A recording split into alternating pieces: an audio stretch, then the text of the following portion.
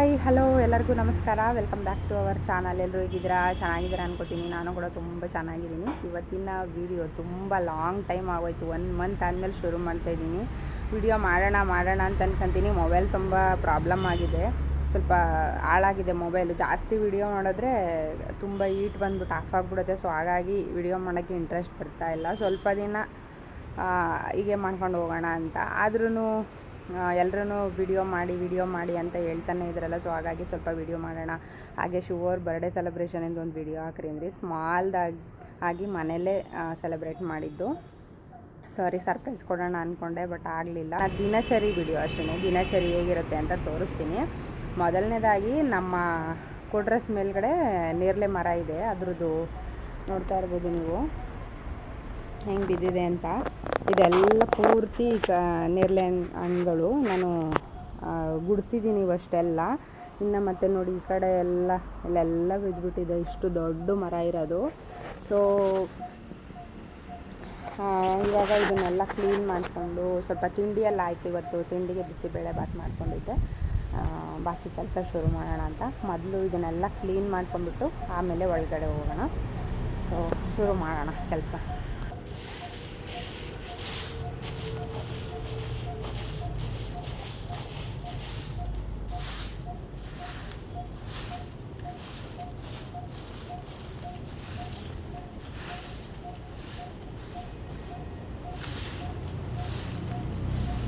ಇವಾಗ ಎಲ್ಲ ಕ್ಲೀನ್ ಮಾಡ್ಕೊಂಡಿದ್ದೀನಿ.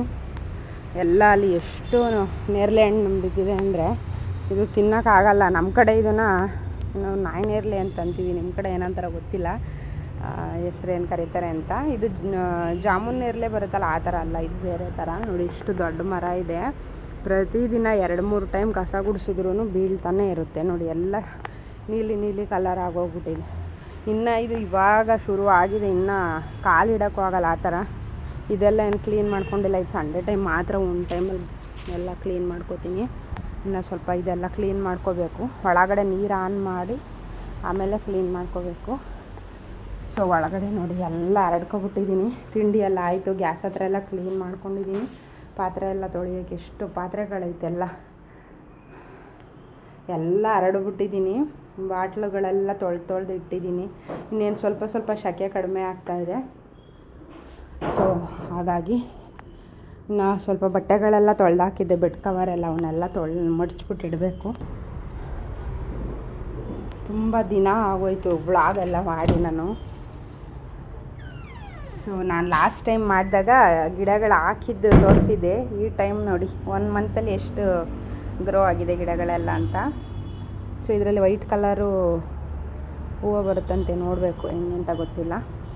ಎಲ್ಲ ಚೆನ್ನಾಗಿ ಬೆಳೀತಾ ಇದೆ. ಸೊ ಇದು ಸ್ನೇಕ್ ಪ್ಲ್ಯಾಂಟು. ನಮ್ಮ ಮನೆಗೊಬ್ಬರು ಹೊಸ ಅತಿಥಿ ಬಂದಿದ್ದಾರೆ, ತೋರಿಸ್ತೀನಿ. ಸ್ವೀಟಿ ಬಾಯ್ಲಿ ಬೇಗ ಬಾಯ್ಲಿ, ಬರಲ್ವಾ?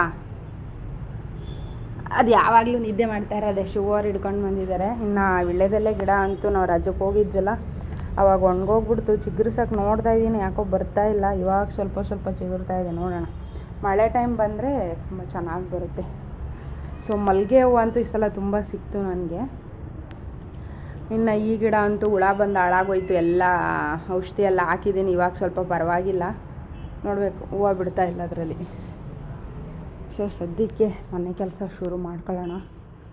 ಸೊ ಮತ್ತೆ ತೋರಿಸ್ತೀನಿ. ಇದೆಲ್ಲ ಶಿವವ್ರು ಮಾಡಿರೋಂಥ ಉಪ್ಪಿನಕಾಯಿ. ಇದು ನಾನು ಮಾಡಿರೋದು ನಿಂಬೆಹಣ್ಣಿಂದು. ಇದರಲ್ಲೂ ಉಪ್ಪಿನಕಾಯಿ ಇದೆ. ಇನ್ನು ಇಲ್ಲಿ ನೋಡಿ, ಇಲ್ಲೆಲ್ಲ ಉಪ್ಪಿನಕಾಯಿ ಫುಲ್ಲು. ಈ ಸಲ ಎಲ್ಲ ಮಾವಿನಕಾಯಿದು ಉಪ್ಪಿನಕಾಯಿ ಎಲ್ಲ ಬಾಕ್ಸೆಲ್ಲ ಕೆತ್ತಿಟ್ಬಿಟ್ಟಿದ್ದೀವಿ. ಸೊ ಇವಾಗ ಮನೆ ಕೆಲಸ ಶುರು ಮಾಡ್ಕೋಬೇಕು. ನನಗೆ ಫಸ್ಟು ಮನೆ ಕೆಲಸ ಶುರು ಆಗಬೇಕಂತಂದ್ರೇ ಪಾತ್ರೆಗಳು ಮತ್ತು ಅಡುಗೆ ಮನೆ ಎಲ್ಲ ಕ್ಲೀನ್ ಆಗಿಬಿಡ್ಬೇಕು. ತಿಂಡಿ ಮಾಡಬೇಕಾದ್ರೆ ಎಲ್ಲ ಅಲ್ಲಿ ಇಲ್ಲಿ ಎಲ್ಲ ಎತ್ತಿಟ್ಕೊಂಡ್ಬಿಟ್ಟಿರ್ತೀವಿ. ಇನ್ನು ರಾತ್ರಿ ಊಟ ಆದಮೇಲೆ ಜಸ್ಟ್ ಪಾತ್ರೆ ಅಷ್ಟೇ ತೊಳೆದು ಗ್ಯಾಸೆಲ್ಲ ಒರೆಸಿರ್ತೀನಿ. ಇನ್ನು ಬಾಕಿ ಏನೂ ಮಾಡಿರಲ್ಲ, ಎಲ್ಲ ಆಗಾಗೆ ಇಟ್ಟಿರ್ತೀನಿ.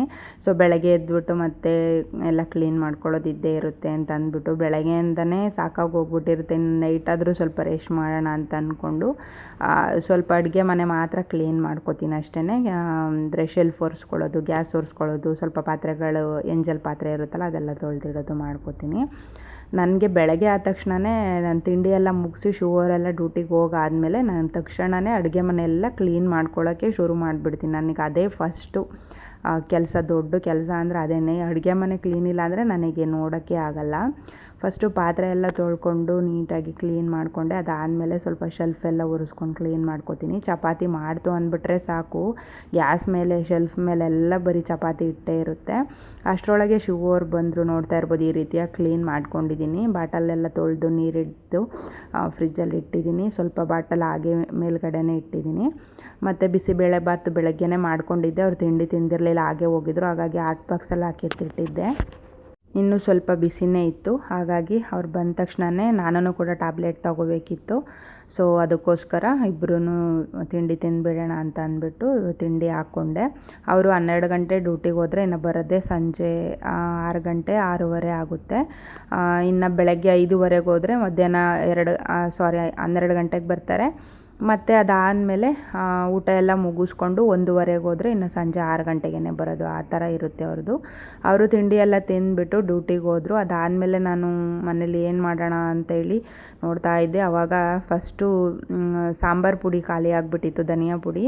ಮನೇಲೇ ಸ್ವಲ್ಪ ಧನಿಯಾ ಇತ್ತು, ಅದಕ್ಕೆ ಎಲ್ಲ ನೋಡ್ಕೊಂಬಿಟ್ಟು ನಾನೇ ಧನಿಯಾ ಪುಡಿಗೆಲ್ಲ ಹುರಿದು ಎಲ್ಲ ರೆಡಿ ಮಾಡಿಕೊಂಡೆ. ಮತ್ತು ಸಂಜೆ ಆಯಿತು, ರಾತ್ರಿ ಊಟಕ್ಕೆಲ್ಲ ರೆಡಿ ಮಾಡ್ಕೋಬೇಕು. ಹಾಗಾಗ್ಬಿಟ್ಟು ಸಾಂಬಾರು ಮಾಡಲಿಕ್ಕೆಲ್ಲ ರೆಡಿ ಮಾಡಿಕೊಂಡು ಸ್ವಲ್ಪ ಅಕ್ಕಿ ನೆನೆಸಿಟ್ಟಿದ್ದೆ. ಅಕ್ಕಿ ರುಬ್ಬಿಟ್ಬಿಡೋಣ ಅಂತಂದ್ಬಿಟ್ಟು ಮಿಕ್ಸಿಗೆ ಹಾಕ್ಕೋತಾ ಇದ್ದೀನಿ. ಯಾವಾಗ ಮಳೆ ಬರುತ್ತೆ ಹೇಳೋಕ್ಕಾಗಲ್ಲ, ಯಾವಾಗ ಬೇಕು ಅವಾಗ ಕರೆಂಟ್ ತೆಗ್ದುಬಿಡ್ತಾರೆ. ಆವಾಗ ಕರೆಂಟ್ ಇದ್ದಾಗಲೇ ಮಿಕ್ಸಿ ಏನಾದರೂ ಹಾಕ್ಕೊಳ್ಳೋದಿದ್ರೆ ಹಾಕ್ಕೊಂಡ್ಬಿಡ್ಬೇಕು. ಸಾಂಬಾರಿಗೆಲ್ಲ ರೆಡಿ ಮಾಡ್ಕೊಂಡಿದ್ದೀನಿ. ಸ್ವಲ್ಪ ತರಕಾರಿ ಸಾಂಬಾರು ಮಾಡ್ಕೊಳ್ಳೋಣ ಅಂತ ಎಲ್ಲ ಹುರಿದು ರೆಡಿ ಮಾಡ್ಕೊಂಡಿದ್ದೀನಿ. ಅಷ್ಟರೊಳಗೆ ಅಕ್ಕಿ ರೆಡಿ ಮಾಡ್ಕೊಂಬಿಡೋಣ ಅಂದ್ಬಿಟ್ಟು ತೊಳೆದ್ಬಿಟ್ಟು ಮಿಕ್ಸಿ ಜಾರಲ್ಲಿ ಹಾಕ್ಕೋತಾ ಇದ್ದೀನಿ. ಮತ್ತು ಒಂದು ಕಡೆ ಸಾಂಬಾರು, ಒಂದು ಕಡೆ ರೈಸಿಗೆ ಇಟ್ಕೊಂಡಿದ್ದೀನಿ. ಹಾಗೆ ಇನ್ನೊಂದು ಕಡೆ ಚಪಾತಿಯನ್ನು ಕೂಡ ರೆಡಿ ಮಾಡ್ಕೋತಾ ಇದ್ದೀನಿ.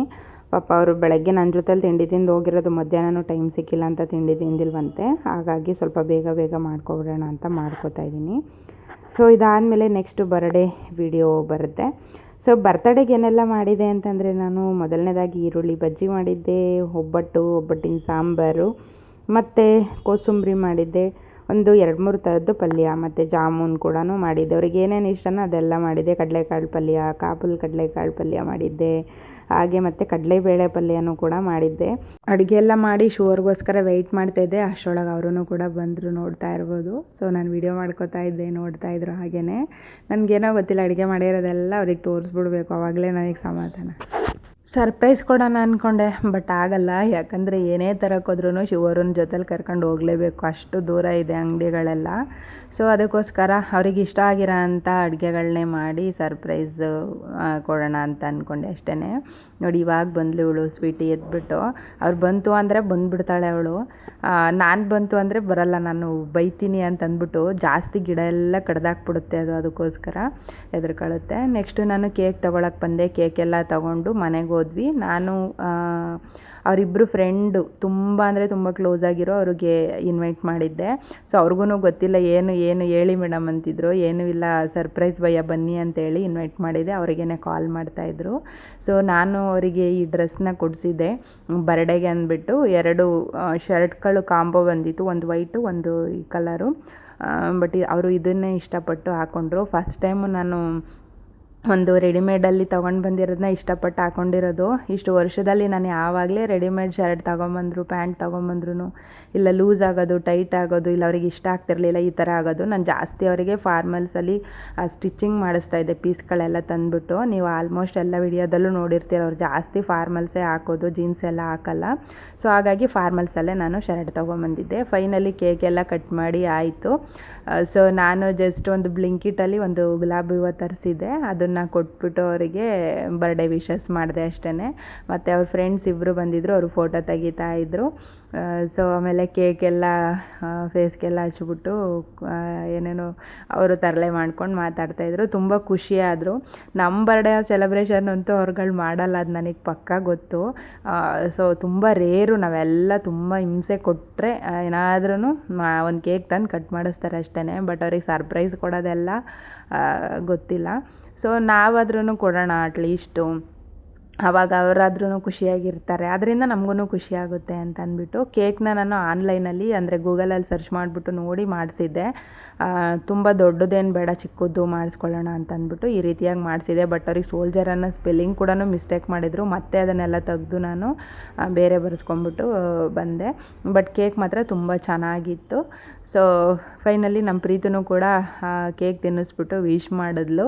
ಮತ್ತು ಒಬ್ಬರು ಅವ್ರ ಸರ್ ಮತ್ತು ಅವ್ರ ಫ್ರೆಂಡ್ ಬಂದಿದ್ದರು. ಅವರು ಕೂಡ ತುಂಬ ಖುಷಿಯಾದರು, ಇಷ್ಟು ಚೆನ್ನಾಗಿ ಮಾಡ್ತಾಯಿದ್ದೀರಾ ಅಂತ. ನಾನು ಈ ಸಲನೇ ಸಿಂಪಲ್ಲಾಗಿ ಮಾಡಿದ್ದು, ಪ್ರತಿ ಸಲ ಸ್ವಲ್ಪ ಇನ್ನೂ ಚೆನ್ನಾಗಿ ಮಾಡ್ತಾಯಿದ್ದೆ. ಚಿಕ್ಕದಾಗಿ ನಾನು ಈ ಸಲ ತುಂಬ ಸೇವಿಂಗ್ಸ್ ಎಲ್ಲ ಮಾಡೋಕ್ಕಾಗಲಿಲ್ಲ, ಯಾಕಂದರೆ ನಾವು ಸೇವಿಂಗ್ಸ್ ಮಾಡಿರೋ ಅಮೌಂಟ್ ಎಲ್ಲ ಈ ಸಲ ಮನೆ ಕಡೆಗೇ ಹೋಯಿತು, ಮತ್ತು ಜರ್ನಿ ಅಲ್ಲಿ ಇಲ್ಲಿ ಓಡಾಡೋದು ಹಿಂಗೆ ಹೋಯಿತು. ಸೊ ಈ ಸಲ ನನಗೇನು ತೊಗೊಳೋಕ್ಕೂ ಆಗಲಿಲ್ಲ, ಸೇವಿಂಗ್ಸ್ ಮಾಡೋಕ್ಕೂ ಆಗಲಿಲ್ಲ. ಚಿಕ್ಕದಾಗಿ ಒಂದು ಸ್ವಲ್ಪ ದುಡ್ಡು ಉಳಿಸ್ಕೊಂಡಿದ್ದೆ. ಅದರಲ್ಲೇ ಅವಾಗವಾಗ ನಾನು ಏನಾದ್ರೂ ಗಿಫ್ಟ್ ಕೊಡ್ತಾನೆ ಇರ್ತೀನಿ ಅವ್ರಿಗೆ. ಬಟ್ ಬರ್ಡೇ ದಿನ ಹಂಗೆ ಕೇಕ್ ಕಟ್ ಮಾಡಿಸ್ಬಾರ್ದು ಅಂದ್ಬಿಟ್ಟು ಅವ್ರಿಗೆ ಯೂಸ್ ಆಗೋ ಅಂಥದ್ದು ಒಂದು ಪುಟ್ಟ ಗಿಫ್ಟ್ನ ತೊಗೊಂಬಂದಿದ್ದೆ. ಅವರಿಗೆ ದಿನನಿತ್ಯ ಯೂಸ್ ಆಗೋ ಅಂಥದ್ದು ಒಂದು ಪರ್ಫ್ಯೂಮ್, ಅವ್ರು ತುಂಬ ಇಷ್ಟಪಡ್ತಾರೆ ಪರ್ಫ್ಯೂಮ್, ಅದೊಂದು, ಮತ್ತು ಹೆಲ್ಮೆಟ್ ಕೊಟ್ಟೆ. ಅದೇ ಮೇಯ್ನ್ ಇಂಪಾರ್ಟೆಂಟ್ ಆಗಿತ್ತು ನನಗೆ. ಆದರೆ ಈ ಸಲ ನನಗೆ ಆ ಥರ ದೊಡ್ಡ ದೊಡ್ಡ ಗಿಫ್ಟ್ ಕೊಡೋಕ್ಕಾಗಲಿಲ್ಲ, ಹಾಗಾಗಿ ಸಿಂಪಲ್ ಗಿಫ್ಟ್ ಕೊಟ್ಬಿಟ್ಟು ವಿಶ್ ಮಾಡಿದೆ. ನೆಕ್ಸ್ಟ್ ಊಟಕ್ಕೆ ಕೂತ್ಕೊಂಡ್ವಿ. ಊಟವಂತೂ ತುಂಬ ಖುಷಿಯಿಂದ ಊಟ ಮಾಡಿದ್ರು. ಅವ್ರ ಫ್ರೆಂಡ್ಸ್ದು ಅಷ್ಟೇ ತುಂಬ ಖುಷಿಯಿಂದ ಊಟ ಮಾಡಿ ತುಂಬ ಚೆನ್ನಾಗಿದೆ ಅಡುಗೆ ಅಂತ ಹೇಳಿದ್ರು. ನನಗೂ ಸಿಕ್ಕಾಬಟ್ಟೆ ಖುಷಿ ಆಯಿತು. 12 ಗಂಟೆಯಿಂದ ನಿಂತ್ಕೊಂಡು ಅಡುಗೆ ಮಾಡಿದ್ದಕ್ಕೂ ಸಾರ್ಥಕ ಆಯಿತು ಅಂತ ಅನ್ನಿಸ್ತು. ಅವ್ರ ಮುಖದಲ್ಲಿ ಖುಷಿ ನೋಡಿ ನನಗೂ ತುಂಬ ಖುಷಿ ಆಯಿತು. ಒಂದು 2-3 ಹೆಲ್ಮೆಟ್ ಇತ್ತು, ಅದೆಲ್ಲದೂ ಹಾಳಾಗಿತ್ತು. ಪಾಪ ಅದನ್ನೇ ಹಾಕ್ಕೊಂಡು ಹೋಗ್ತಾಯಿದ್ರು. ತುಂಬ ಕಮಿಟ್ಮೆಂಟ್ ಮಾಡ್ಕೊಂಡಿರೋದ್ರಿಂದ ಒಂದೊಂದು ರೂಪಾಯಿ ಖರ್ಚು ಮಾಡೋಕ್ಕೂ ತುಂಬ ಅಂದರೆ ತುಂಬ ಹಿಂದೆ ಮುಂದೆ ನೋಡ್ತಾರೆ. ನಾನು ಈ ಥರ ಬರ್ಡೇಗೆಲ್ಲ ಅವ್ರಿಗೆ ಏನಾದ್ರೂ ಗಿಫ್ಟ್ ಕೊಡ್ತಾ ಇದ್ದೆ, ಇಲ್ಲ ಒಂದು ರಿಂಗ್ಸ್ ಅಥವಾ ಏನಾದರೂ ಅವರು ಬೆಳ್ಳಿ ಬ್ರಾಸ್ಲೆಟ್ಗಳು ತುಂಬ ಇಷ್ಟಪಡ್ತಾರೆ, ಆ ಥರದ್ದೆಲ್ಲ. ಆಲ್ರೆಡಿ ನಾನು ಲಾಸ್ಟ್ ಟೈಮು ಮದುವೆಗೆ ಹೋಗಿದ್ದೆ ನಾನು ಮಾರ್ಚಲ್ಲಿ. ಆವಾಗ ನಾನು ಅವರಿಗೆ ಕಾರ್ಡ್ ಹಾಕಿದ್ದೆ. ಅದೇ ದುಡ್ಡಲ್ಲಿ ನಾನು 8,000 ರೂಪಾಯಿ ಕೊಟ್ಟು ಒಂದು ಬೆಳ್ಳಿದು ಬ್ರಾಸ್ಲೆಟ್ ತಂದ್ಕೊಂಡು ಕೊಟ್ಟೆ. ಸೊ ಹಾಕ್ಕೊಂಡಿದ್ದಾರಲ್ಲ ಅದೇನೆ. ಮತ್ತು ಬೆಳ್ಳಿ ಚೈನು ಅಂತೂ ಅವ್ರ ಹತ್ರ ಮಾಮೂಲಿ ಇತ್ತು, ನಾನೇ ತೊಗೊಂಬಂದು ಕೊಟ್ಟಿದ್ದೆ.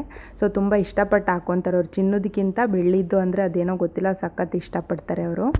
ಇದಕ್ಕಿಂತ ಇನ್ನೇನು ಬೇಕಲ್ವಾ, ಅಷ್ಟೇ ಸಾಕು. ಸೊ ಇದಿಷ್ಟು ನನ್ನ ಒಂದು ದಿನಚರಿ ವಿಡಿಯೋ ಆಗಿತ್ತು. ನಾನು ವಿಡಿಯೋ ಶುರು ಮಾಡಿದಾಗ್ಲೂ ಅದೇ ಟಿ ಶರ್ಟ್ ಹಾಕ್ಕೊಂಡಿದ್ದೀನಿ, ಅವ್ರ ಬರ್ಡೇ ದಿನವೂ ಅದೇ ಟಿ ಶರ್ಟ್ ಹಾಕ್ಕೊಂಡಿದ್ದೀನಿ. ಸ್ವಲ್ಪ ವಿಡಿಯೋನ ಹಿಂದೆ ಮುಂದೆ ಮಾಡಿ ಹಾಕಿದ್ದೀನಿ, ದಯವಿಟ್ಟು ಯಾರು ಬೇಜಾರು ಮಾಡ್ಕೋಬೇಡಿ. Thank you for watching. Love you all. Take care.